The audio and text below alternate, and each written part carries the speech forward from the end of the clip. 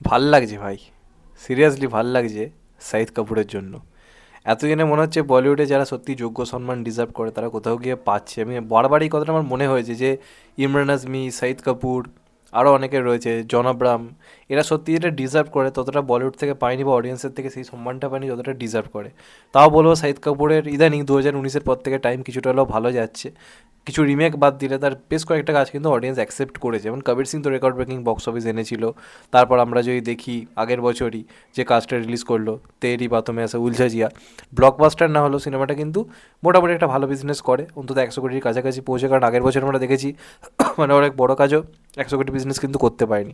সেখান থেকে দাঁড়িয়ে আমি বলবো তেরি বাতমে আসে উলঝা জিয়া ভালো রকম একটা বিজনেস করে। তো এইবার আসছে হচ্ছে দেবা। এই কাজটা নিয়ে কিন্তু লোকের মধ্যে অলরেডি একটা হাইপ তৈরি হয়েছে, পুরোপুরি অর্গানিকভাবে, কাউকে কিছু বুস্ট করতে হচ্ছে না, কিন্তু অডিয়েন্স কাজটা নিয়ে কথা বলছে, সব জায়গায় কিন্তু কথা হচ্ছে। এবং শাহিদ কাপুরের যে কবির সিং যে ভাইবসটা ছিল না, সেটা এই সিনেমাটায় পুরোপুরি থাকতে চলেছে। তারা যেটা গান রিলিজ করেছে, এই গানটার কিছু ঝলক আমরা তো টিজারটায় দেখেছি, যেখানে নাচতে দেখছি পাগলের মতো। তো এইখানে একটা মূলত বিয়ের অনুষ্ঠানে গেছে এবং সেখানে একটা ডান্স পারফরমেন্স করছে। জাস্ট শাহিদ কাপুরের নাচটা তোমরা গিয়ে দেখো, কি এনার্জেটিক নাচ করেছে ভাই, পুরো আগুন লাগিয়ে দিয়েছে। মানে ওয়াইল্ড ফায়ার ড্যান্স বলে যদি কিছু হয়ে থাকে সেটা ভাই শাহিদ কাপুর করেছে।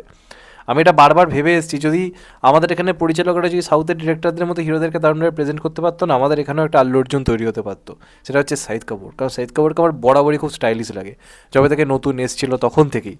ঠিকঠাকভাবে ইউজ করতে না, ভুলভাল সিনেমা করাতো বলে সেইভাবে বড় স্টার হতে পারেনি, কিন্তু এর মধ্যে পুরো ক্যাপাবিলিটি ছিল কিছু একটা করার। সন্দীপ রেড্ডি ভাঙ্গা বুঝেছিল, কাজে লাগিয়েছিল অ্যাজ এ পারফর্মার, কিন্তু as a energetic mass actor হিসেবে ওর কিন্তু যোগ্যতা কিন্তু ছিল।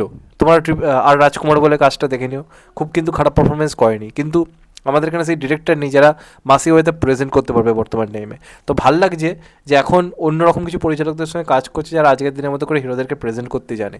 তো এখানেও যে গানটাতে শাহিদ কাপুরের যে পারফরমেন্স দিয়েছে না, ম্যাগনেটিক পারফরমেন্স, পাগলের মতো নাচ করেছে এবং চরম নেচেছে। শাহিদ কাপুর তো বরাবরই ভালো ড্যান্সার, এ নিয়ে কোনো সন্দেহ নেই। আমার শাহিদ কাপুরের নাচ ব্যক্তিগতভাবে বরাবরই খুব ভালো লাগে, আজ বলে নয়, প্রথম থেকে। সেই লাক বাই চান্স নয়, লাক বাই চান্স নয়, চান্স পে ডান্স বলে একটা সিনেমা করেছিল, সেখানে যা নেচেছিল আনবিলিভেবল একটা নাচ করেছিল। সেটা বরাবরই শাহিদ কাপুর নাচে ভালো। তো এইখানেও প্রায় বয়স হয়ে গেল, কিন্তু 44-45 বছর বয়স, এই বয়সে দিয়ে এরকম একটা এনার্জেটিক পারফরমেন্স দেওয়া, ভাই সিরিয়াসলি দম লাগে। কি নাচ করেছে জাস্ট তোমরা গিয়ে দেখো। এবং গানটাও দারুণ হয়েছে, বিশাল মিশ্র মিউজিক দিয়েছে। এবং এরম গান কিন্তু অনেকদিন পরে ঠিকঠাক একটা এরম টাইপের গান এলো। মিকা সিংয়ের আগে আমরা এরম গানে মানে রীতিমতো নাচতাম, পার্টি ফার্টিতে গেলে রীতিমতো মানে কি বলবো হল্লা করতাম। এখন এরকম গান আর হয় না। তো এতদিন পর দেখে এরকম একটা গান এসছে, দেখে ভালো লাগলো। গানটার মধ্যে কিন্তু সেই পুরোনো ভাইবসটা কিন্তু রয়েছে, এবং তার সঙ্গে সঙ্গে শাহিদ কাপুরের পারফরমেন্স, পুরো সেটটাকে যেভাবে ডিজাইন করা হয়েছে সেটা কিন্তু দেখতে ভাই মার্কেটারি লাগছে। আমার মনে হচ্ছে এই সিনটা দারুণভাবে ওয়ার্ক করবে, এই গানটা দারুণভাবে ওয়ার্ক করবে, গানটা হিট হওয়ার একটা বড় চান্স রয়েছে। এবং শাহিদ কাপুর একার কাঁধেই সিনেমাটাকে টেনে নিয়ে যাচ্ছে। এটা যদি হিট হয়ে যায় না, শাহিদ কাপুর কিন্তু আবার একটা নতুন জায়গা ক্রিয়েট করতে পারবে।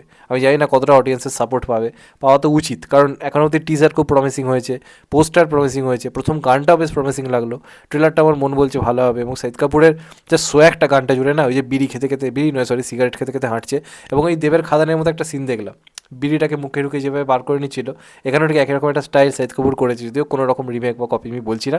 ভালো লাগছে দেখে যে সেই পুরোনো স্টাইলগুলোকে ফিরিয়ে আনা হচ্ছে, এগুলোকে রাউডি স্টাইল বলা হতো। তো এখানে ওই গানের মধ্যে সিগারেটটাকে মুখে নিয়ে ধোঁয়া ফোঁয়া যেভাবে ওড়াচ্ছে, তারপর মুখে ঢুকিয়ে যেভাবে এরকমভাবে বার করে নিচ্ছে, হেভি লাগছে ভাই। এটাই হচ্ছে পারফরমেন্স, এটাই হচ্ছে একটা মানে বলা যেতে পারে এনার্জেটিক পারফরমেন্স যাকে বলে। তো শাহিদ কাপুর কাঁপিয়ে রেখে দিয়েছে। গানটা জাস্ট দেখে এসো, আমি এটা বলবো প্রত্যেকের দারুণ লাগবে, নাচার মতো একটা গান হয়েছে। এবং এই সিনেমার এই গানটা আমার মনে হয় সিনেমাটার হাইপ কোথাও গিয়ে বাড়ি দেবে যদি গানটা লোকে পছন্দ করে। কারণ অনেকের নতুন নতুন গানের থেকে আমার তো এই গানটা অনেক ভালো লাগলো, দেখতে হেভি লাগছে গানটা। তোমাদের কেমন লেগেছে অবশ্যই কমেন্ট করে জানিও। চ্যানেলটা নতুন হলে চ্যানেলটা সাবস্ক্রাইব করে দিও and get the bell icon. ভালো থেকো সবাই, সবাই টেক কেয়ার, নমস্কার, আবার দেখা হবে। এখন তো বাই, সবাই ভালো থেকো, সুস্থ থেকো, নমস্কার, আবার দেখা হবে, টেক কেয়ার।